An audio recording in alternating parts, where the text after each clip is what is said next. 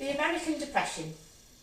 So if you get a question about the Depression, you need to realise that really the Americans were heading towards depression all throughout the 1920s.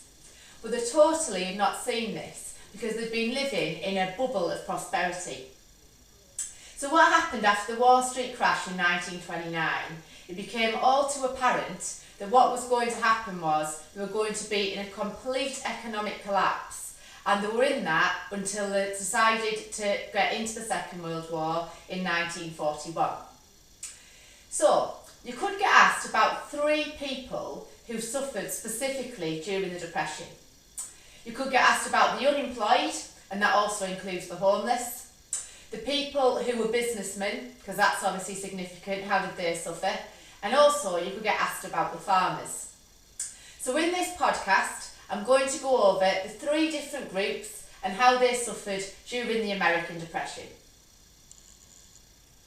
So here goes, the unemployed. The unemployed, unfortunately, were the ones that probably were the hardest hit. Because they were unemployed, it meant that they lost their homes. So a lot of the unemployed became homeless simply because they couldn't repay the mortgages. So they ended up living in something called a Hooverville. And Hoovervilles were obviously named after President Hoover because he'd done nothing to help them during the Depression. So these were slum areas on the edge of towns where they found anything they could find in rubbish tips to try and make makeshift shelters. They also used to have to use newspapers to cover them, and they nicknamed those Hoover blankets. And because they didn't have any money to buy shoes, the ones that were falling apart, they called those Hoover leather. So ultimately, they were mocking Hoover for how little he was doing to help them during the Depression. Unfortunately as well for the unemployed, they became unemployed because 100,000 companies shut down between 1929 and 1932. And yes, of course, during the years of prosperity during the 1920s, a lot of these people had happily borrowed from banks. And when the banks wanted the loans repaid that they loaned off them, they couldn't afford that, so then they not only became unemployed, they also became homeless. Now, 12,000 people became unemployed every day, and that is a massively important statistic.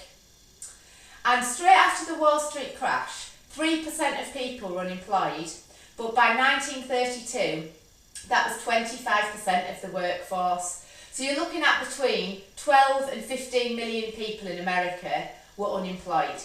The figure obviously varies purely because nobody knows exactly, because sometimes they've got a little bit of employment, then they lost that, then they might get something else, but there's a little bit of employment, then they lost that. So it's between 12 and 15 million unemployed. Now, some of the people who were unemployed as well became migrant workers. And I'm sure you know this through Of Mice and Men that you did in English. So George and Lennon of Mice and Men will be seen as migrant workers. But the name for them in history is hobos. So what that meant was they would get just on any railroad, go on the railroad, jump off somewhere else to try and find a job.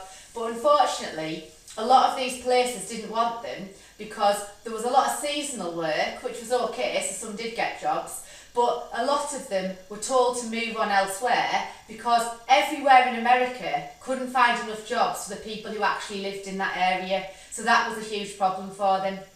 And some of them took it upon themselves to do self-advertising.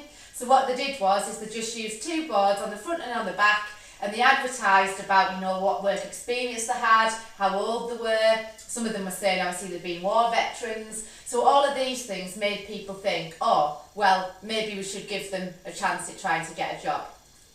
So what I'm saying in terms of this is the unemployed did suffer terribly. And they also not only became homeless, they also were starving to death. And some people, unfortunately, couldn't be saved. In New York in 1931, people had queued round the block in something called a bread line. So they completely and utterly relied on charities. So the soup and bread kitchens were put on by charities to try and feed them. And in places like Chicago, Al Capone actually bankrolled Chicago, so he helped the poor people in Chicago because 50% of the people there were unemployed because so many industries had shut down. So these bread lines sprung up all across America, and people really had no choice. They wanted a job, but there was no jobs to get, so they felt they just had to rely on charities to keep them alive. Things got so bad for the unemployed that some of them started to commit crimes just to simply spend a night in jail. They were absolutely desperate. That is how bad the American Depression had got. And they also sold really important possessions to them, like the wedding rings, you know, cars, the Model T Ford cars that they'd obviously always wanted. These things were getting sold for whatever they could sell them for. And America really fell from grace. They went from being the richest country in the world to almost the poorest overnight. And the unemployed just spiralled and spiralled and spiralled out of control. It honestly did look like there was nothing that could be done for them. And an important statistic to remember is by the winter of 1932, 23,000 people in that winter decided to commit suicide. And the reason for that was they never felt they were going to get out of the Depression. For 3 winters they'd lived in it, and it was progressively getting worse because Hoover and the Republicans were doing nothing to help them. So if you get asked about the unemployed, you can talk in detail about how much the unemployed were actually suffering.